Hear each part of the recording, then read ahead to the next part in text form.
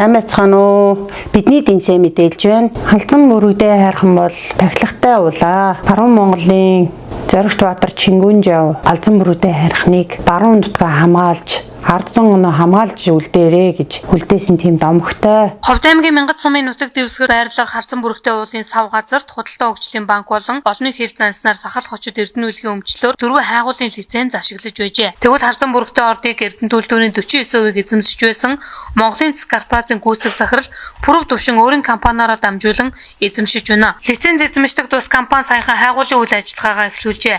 Үүнээс болж Ховд аймгийн иргэдийн эсэргүүцэлтэй нүүр тулсан юм. Учир нь Монгол Улсын Цөмийн энергийн комисс нь халзан бүрэгтэй орд орчим засраг итвэх бодисын агуулмж зөвшөөрөгдсөн хэмжээнээс 8 дахин их байна гэсэн дүгнэлтийг гаргасан байна. Мөн энэ төслийг хэрэгжүүлэх юм бол экологийн тэнцвэр алдагдаж, цэвэр усны нөөцийн 15% нь хордож, биологийн олон төрөл зүйлийн ургамал устж үгүй болно гэж дүгнжээ. Тэгвэл Ховд аймгаас хууль тогтоож байгаа улсын хурлын гишүүд халзан бүрэгтэй ордыг ашиглахыг дэмжихгүй байгаагаа илэрхийллээ.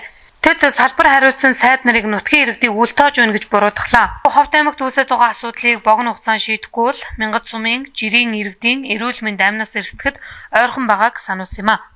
Монгол Улсын Цөмийн энергийн комиссоос тус орд газар дээр ажиллаж цасраг идэгт бодисын хэмжээ нь ердийгээс 6-аас 8 дахин илүү гэсэн дүгнэлтийг гаргасан. Халзан бүрэгтэй дээр үүсэж байгаа нийтийн эрх ашигыг хохироож байгаа нэг том асуудал бол цасраг туяа их хэмжээгээр ялгарч байгаа. Зөвшөөрөгдөх туяа хүлцэх хэмжээнээс маш олон дахин их аюултай төвшөнд байна. Амьд байгаль, хүн мал амьтанд бол аюултай нөлөө үзүүлнэ гэж судалгааны байгууллага тоолбол Монгол Улсын Цөмийн энергийн комиссоос ажлын албаных нь 2022 онд энд ажлын хэсгэрж ажиллахдаа судалгаа хийгээд тодорхой тогтоогоо дүгнэлт гаргацсан. Одоо энэ дүгнэлт нь бол ингээд харагдаж байна. За энэ асуудлаар мөн тухайн ажлын албанаас Монгол Улсын ерөнхий сайдад за энэ халзан бүрэгтэй төслийг явуулах боломж бол бараг алга байна. Ийм хорон холбогдолтой учраас гэсэн энэ албан ёсны асуудлыг тавьсан байдаг. Энэ одоо баримт нь бол энэ байж байна. Цөмийн энергийн комиссоос Монгол Улсын ерөнхий сайд оюун эрдэнэт 2023 оны 1 сард хүргүүлсэн албан бичиг энд байж байна. За сүүлийн жилүүдэд бол үүнтэй холбоотой засраг альдээцийн одоо нөлөө бол бодтой байгаа нь бол харагдж байгаа. Уурхай олчим газрын малчтын малдлаас бол за сая өнөө жил 25 онд бол урд урдынхаас илүү их олон оргон гажигтай төлсөн баримтууд байна. Энэ амч 22 онд өрөмдлөг хийгээд яг тэр лицензтэй талбайгаас 3 км байдаг айлын хүмүүсийнх нь бие дээр тийм дуулалт гараад яар шалах үсэ. Тэр айлын малынх нь бүх өснөөс нь зулгалж байна. Зүгээр юм улаан хийлэг болоо. Тэгээ мөн олон мол харагдсан. Янз бүрийн одоо 8 хөлтөө төлөв мэдлэг жишээтэй хүн одоо харахын бол нүд талтармал. Ийм оргон ажигтай одоо төлөвд бол гарч ирж байгаа. Тэр урд нь бол энэ нутагт 100 жил эдээшин амьдарч байхад ийм ямар ч тохиолдол болж байгаагүй. 100 гаруй мал хоригдсон. Малчин иргэн бол гомдол гаргуугаа газар авахгүй. Бүх газрууд гомдол гаргасан. Тэрийн аймгийн иргэдийн урлал авч үзсэн. Бус газруудаас ирнэ хариу ирээсээ огт өгөөгүй байх.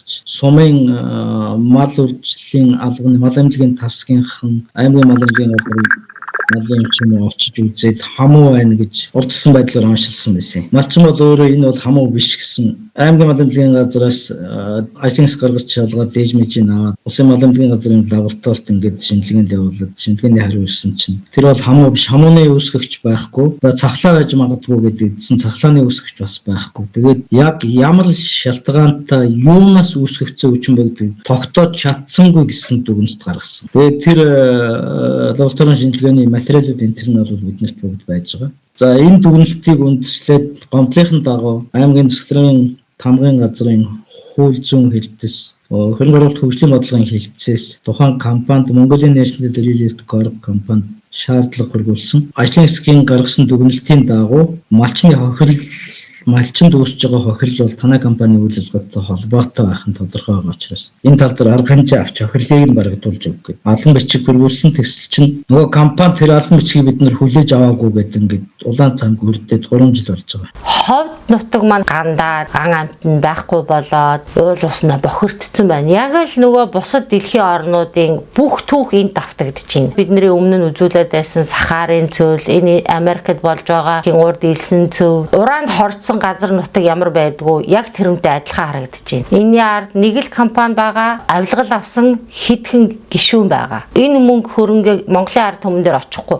Бид нэр хохирчод байна гिचгээд хохирлоо барагдуулж чадахгүй өнөөдөр ингээд ингээд 4-5 жилээр ингээд шүүхтэр явж шүү дээ. Ховдынх нийлээд гаруй хэсэг цуглуулад 11,000 хүний гаруй хэсэг цуглуулад тэгээ энэ төрийн бүх өндөрлөгүүд өргөх хүчийг хөргүүлсэн. Ерөнхийлөгч, улсын их хурлын дарга, тэгээд ерөнхий сайд, энэ нөгөө баруун бүсийн аймагуд 4 ангиас сонгогдсон улсын их хурлын 10 гишүүн, эрд соёлын яам, байгаль орчны яам ингээд бүгдэнд нь өргөх хүчийг шаардлагууд хөргүүлээд эндээс ирээсээ хариу өгсөн газар байхгүй. Зөвхөн ерөнхийлөгчийн хамгийн газраас хариу өгсөн. Тэгээд 25 оны 1 сард та нар хуулийнхаа дагуу энэ өргөдлөг гомдлын хариу яагаад өгдөг юм бэ гэд асуудлаар дахиад бас ганцхан ч хариу өгөөгүй байгаа. Улсын их хурлын дарга Амраа Исгэлэн сая 4 сард энэ Ховд аймагт ирж ажиллах үеэр нь эрэгтэй уулзалт дээр нь галдан баримлаад өгөө явуулсан. Тэгээд тэнд очингуудаа улсын их хурлынхаа хүрээнд биш зөвхөн өөрийнхөө улсын их хурлын гишүүний баланкан дээр нэг хариу өгсөн. Эрд соёлын яамд би ийм бичиг хөргүүллээ гэсэн нэг хариу ирүүлсэн. Өөр юм байхгүй. Миний байдлаар ер нь их тодорхойлж таавал хардаг бол хатан мөрөлдөлтөй холбоотой асуудлыг засгийн газар огт дэвчихгүй. Эндээ таавал санаа амар байж болно гэсэн.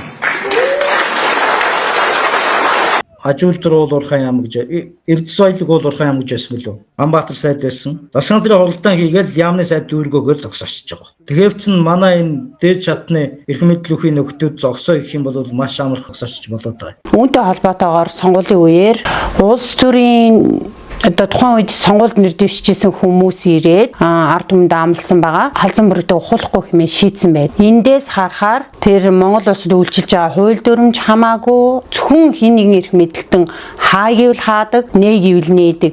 Яг л ийм байдалтай байгаа ажиглагдж байна.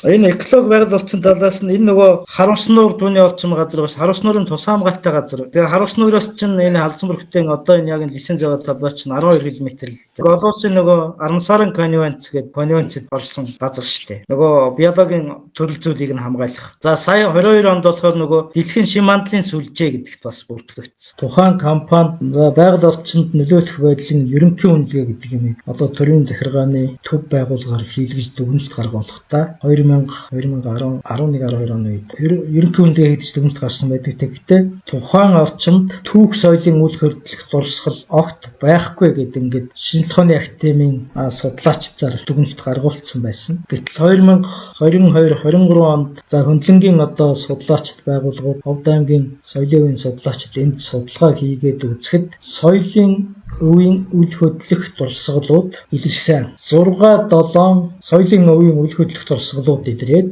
улсын бүртгэлд болоод ингээд захин бүртгэлд болоод ингээд шинээр оруулж бүртгэсэн. За энэ үйл хөдлөх дурсгалууд нь хүрэл зэвсгийн үеийн за түүнчлэн төргийн үеийн гэж түүхэн нэрлэгддэг энэ одоо үнэтэй энэ дурсгалууд илэрсэн байх жишээтэй. Тэгэхээр компани бол хуурамч дүгнэлт гаргуулсан гэдэг нь ингэж илчлэгдэж байгаа. Байгаль орчинд ямар хор нөлөөтэй, байгалийн экологийн ямар тэнцвэр алдагдаж болох талаар өв соёлын ямар ч судалгаа хийгдээгүй. Одоо өвөг дээдсийн маш олон тийм нандин соёлын өвөд байдаг. Энэ бүгдийн судалгааг хийлгүүгээр байгаль орчны яамнаас шууд зөвшөөрөл олгосч. Энэ бол маш том хууль бус асуудал. Монгол улсын засгийн газар одоо тэгвэл тэр судалгаагаа хийя гэд хилцүүлэг явуулна гэж байна. Гэтэл энэ уурхай зөвшөөрөл өгөхөөс өмнө тэр судалгаагаа хийдэггүй юм уу? Энэний ард маш том лобби явж байгаа. Тэр их сонин. Гэтэл одоо энийг ингээд яг зүтгүүлээд байгаа хүмүүсийн та нар хараарай. Улсын хурал дээр хэний гар хөл байна вэ гэдгийг та нар харж болж. Энэ удаагийн энэ асуудал мөргөлдөн асуудал үүсэх энэ үүтгэлийг бүрдүүлсэн эдгээд нь хэн юм бэ гэхээр зэрэг байгаль орчны аль жуулчлалын яамны 2 албан тушаалтанд байна л да. Үндсэндээ бид нар менежментийн төлөвлөгөөг нь аваад судлаад ингээд үзлээ. Тэр менежментийн төлөвлөгөө канон батлах тайлагнах журам гэдгийг 10 гаруй заалтыг зөвчиж энэ хүчээр баталсан төлөвлөгөө байна. Тэр дагуу бид нэр яамд нь бол шаардлага хөргүүлсэн сумын засагтаргаас болон энэ чиглэлээр бас үйл ажиллагаа явуулдаг 8 төрлийн байгууллагууд хамтраад шаардлага хөргүүлсэн. Тусгай зөвшөөрлийг нь цуглуулах асуудал тэн дээр мөрөгдөл гаргагдсан. Яваад байгаа. Сая 5 сарын ихээр аймгийн засагтаргаар энэ асуудлыг уламжлуулаад дахиж шинчилж бүх материалуудыг энэ журмын дагуу бүрдүүлээд хөргүүлсэн. Одоо энэ асуудлыг мэргэжлийн зөвлөлөөр хэлэлцэж шийдвэрлэх асуудал байгаа боловч хугацааны өнгөрцөөд яам бол энийг хэлэлцэхгүй байна. Тэгэхээр одоо энэ асуудлыг захиргааны хэргийн шүүхэд шилжүүлэх ажил явагдаж байна. Төрийн захиргааны төв байгууллагууд маань энэ мөргөлдөөн зурчил үүсгэх их үүдхлийг тавиад байна. Өөрсдөө хууль зурчиж улс төр бизнесийн бүлэглэлийнхний даалгавраар ажиллаад байна гэж бид нар харж байна да. Энэ компани энд ирж үйл ажиллагаа явуулах эрхийн үүсдэг гол юм тэр байгаль орчныг хамгаалах нөхөн зэрэг менежментийн төлөвлөгөөг нь баталж өгснөөр л эрх нь үүсчихэд байгаа байхгүй юу. Гэтэл тэр чинь батлах боломжгүй байхад нь өөрсдөө тэр яамныхан ч хууль зөрчил батлал өгч чинь. Тэр төлөвлөгөөг батлах зориулагдсан журам байгаа. Тэгээ 618 дугаар сайдын тушаалаар батлагдсан. Оных нь урдных нь тэр төлөвлөгөөг дүгнээд дүгнэлтийг нь үнэлж ээж батлана. Төлөвлөгөөг дүгнээгүй нөхцөлд батлахгүй гэсэн заалтаа. Гэтэл тэр төлөвлөгөө нь дүгнэгдээгүй. За бүр урд оны 23 оны төлөвлөгөөгийн дүгнсэн дүгнэлт нь хууль бус хуримчаар дүгнсэн гэдэг гомдлыг яамдаар хөргөгдсөн. Тэр гомдлоо хилцэж шийдэг. Тийм байгаа нөхцөлд батлал өгсөн. За тэр гомдлыг заавал хилцэж шийдсэний дараагийн одоо зөвшөөрөл өгөх янз бүрийн захиргааны шийдвэр гаргах үйл ажиллагаа явагдах ёстой гэдэг заалт захиргааны ерөнхий хуулийн дээр байж байгаа. Тухайн өргөдөл гомдол ямар захиргааны шийдвэртэй холбоотой өргөдөл гомдол гарсан байна. Тэр захиргааны шийдвэрийг нь төтгөлзүүлнэ гэсэн заалт захиргааны ерөнхий хуулийн дээр байж байгаа. Гэтэл яам нь огт хуулиа өөрөө зөрчөөд ингэж ажиллаад байна. Тэгэхээр хууль шүүх рүү шилжүүлж шийдэхээс өөр гарцгүй байна гэж хараад байгаа. А тэгээ шүүх маань шударга ажиллах гэдэг асуудал бас гарч ирж байна. Үйл зөрчөөд энэ ёс усын хийгдээд байна гэдгийг ойлгуулах чиглэгдсэн бас нэлээд сайн өргөжүүлж хийх ёстой ажил гэж харж байна. Монгол улсын хэмжээнд хууль зүйн мэргэжлэр нийтдээ 2000 гаруй оюутан сурж төгсдөг юм байна. Энэ шин залуу хуульч нар өмгөөлөгч нартай урайлахад энэ халзан бүрэгдэхтэй холбоотойгоор маш олон хэрэгүүд үүсгэхдээ шүүгдэр шийдвэрлэгдээгүй явж байгаа. Энэ бүгд дээр энэ шин залуу төгссөн хуульчид өмгөөлөгч маань хамтарч ажиллаач. Олон улсад та бүхэн гарах гарц гаргалгаа байна шүү. Энэ олон хүмүүсийн гомдол саналыг хэлэлцүүлээд Монгол улсын засгийн газраас нөхөн олгоор авах боломжтой байна. Харцангуй ховдын ард түмэн халдсан бүрэгдээ хайрхнаа хамгаалахаар зорж бөөнөр олуулаа цугласан. Энэ 5 сарын тэмцэл дээр бол үнэхээр одоо хүмүүсийн сэтгэл зүрх өвдөж эхэлж байгаа юм байлээ. Ямар их хор уршигтай болохыг ойлгож таньж мэдсэн нөгөөрийнх нь одоо шалгуур юм уу? Тэмцэл өрнүүлж байгаа хүмүүсийн донд бол ирээд байна. Сэтгэл үнэхээр өвдөж байна. Мөнгө төгрөгөнд зарим хүмүүс айл хизээний худалдаад авсан байна. Тэмцэжсэн нэлээд хэдэн тэмцэгч нар бол овоо хэдэн төгрөг аваад чимэг басан гэдэг яриануд бол гараад эхэлсэн байна лээ. Байгалийн энэ одоо гайхамшигтай тогтцоо сөнөөлөх эргээд тэр нь өөрөө өдний ядам урагт маш муугар нөлөөлөх ийм үеийн өмнө сөхөрч мөнгөний өмнө зайгаа тавьж өгч гэдэг бол харамсалтай байна. Төрөөс хүмүүс ирж загнаал наацаа нь болоод явахаас биш төрийн одоо энэ хийж байгаа энэ үйлийг буруу юм болохгүй юм гэж дуурах чадaltaа төрийн албаа агчид нэхэр байдгүй юм байна. Бид бол онгон дагшин алтай нутагт амьдарч байгаа ийм хөх толтой хөхсөө ухаантай монгол хүмүүс энэ их усны ундраг айсаа бүс нутгийг хими хорт бодисоор болонгортуулах байгаа амьдрах усгүй болох болтлоо бид нар одоо хэдэн зуун мянган жил үргэлжлэхийг бол мэдэхгүй. Энэ зүйлийг одоо хуулинд дэмжиж байгаа авсын их хурлын гишүүд, төрийн том түвшүүдүүд энийг дэмжиж байгаа бүх хүмүүс бол эх орноос одоо урвагчид эх орноо цаад утгаараа сөнөөж байгаа. Ховдын ард түмэн бүгдээрээ бүрэгдээ харихнаа ухуулахгүй байх нь бидний тухамсарт хүн төрөлхтний хамгийн том тэмцэл юм аа. Сонгуультай хамаарлагаар хэн нэгэн эрх мэдэлтний нутгийн ард иргэдэд хайр зарлаад хууль бусаар үйл ажиллагаа явуулж исэн компанийг хааж болдгийм болвол үүнтэй адилаар Монголын ард түмнээс 70% санал авч сонгогдсон бидний Монгол улсын ерөнхийлөгч хөрөлсөх та энэ дээр анхаарлаа хандуулаач. Энэ улсын гэр бүл гал голомтоор ярих юм бол та энэ улсын эцэг шүү дээ. Энэ уулуурхаа үйл ажиллагааг зогсоох талаар та арга хэмжээ авч өгөөч. Ард түмнийхээ төлөө үгээ хэлээч. Энийг танаас хичээнгүйлэн хүсэх байна. Би ирээдүйн хүүхдүүдтэй эрүүл өөр биш, эд хөрөнгө биш. Энэ сайхан байглаа эрүүлээр нь яагаад үлдээж болдгоо юм бэ гэж хэлмээр. Бид нар ч гэсэн өмнө нь энэ 50 зогсоол зөндөө хийсэн. Бид нарыг анх ирээд засахад өрмөө буулганаа гэж хэлсэн боловч буулгаагүй. Ингээд настай хүмүүс байх чинь дайрч орсон. Баруун Таван аймагт гадар тариалан эрхэлж буй маш их ногоочд байгаа. Малчтаас гадна маш их ногооч. Тэр ногоочдын маань үр тариа тэр хөдөлмөршин гэсэн бүтээгдэхүүн хаа хүрдэм гэхээр Баруун Таван аймгийн хангаад Улаанбаатар нийлүүлэлтээ хийж яадаг. Энийг малтахад тэр уран тоорчин тэр гадар тариалангийн гадар нутагчин энээс их л аластай 20 км. Гадар тариалангийн эрхэлж байгаа энэ их өв соёлол мал хөрөнгө маллаж ахуулаад нүүдлийн өв соёлоо авч яваа бидний амьдрал маш их харт тол үлдээх гэдэг.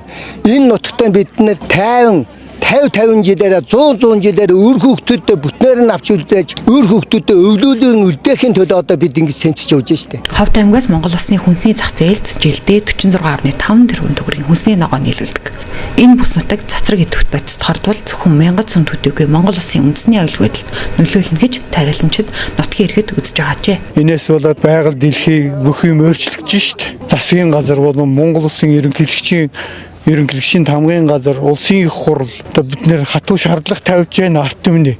Энийг одоо засгийн газар цаашдаа анхаарч үзээд ард түмнийхээ төлөө гэж ажиллаж байгаа юм бол тэрнийхээ төлөө тэр тогтоол шийдвэрлэл гаргамаар байна. Тухайн газар үе дамжин оршин амьдарч байгаа ард иргэд малчин ардын газар нутгаа. Тэнд бол төр засгийн хүмүүс бол үргэлжингээс солигдож байдаг. Та нарын өмч шээ. Хэрвээ тэр хилцүүлгээ хийх гэж байгаа бол хаасан баруун хязгаарын ховдын асуудлыг Улаанбаатар хотод хилцүүлэг хийж байгаа юм бэ. Нутгийн ард иргэдийг олноор нь хамруулахын тулд ховдод ягаад тухайн хилцүүлгээ хийхгүй байгаа юм бэ? Нутгийн ард иргэд энэ газар нутагтаа газрын ховор элементийг ухуулахгүй гэж маш ихээр тэмцэж байхад яагаад одоо ингэ хилцүүлэг хийх гээд байгаа юм бэ? Иргэдийн бодол санаа өөрчлөгдөхгүй.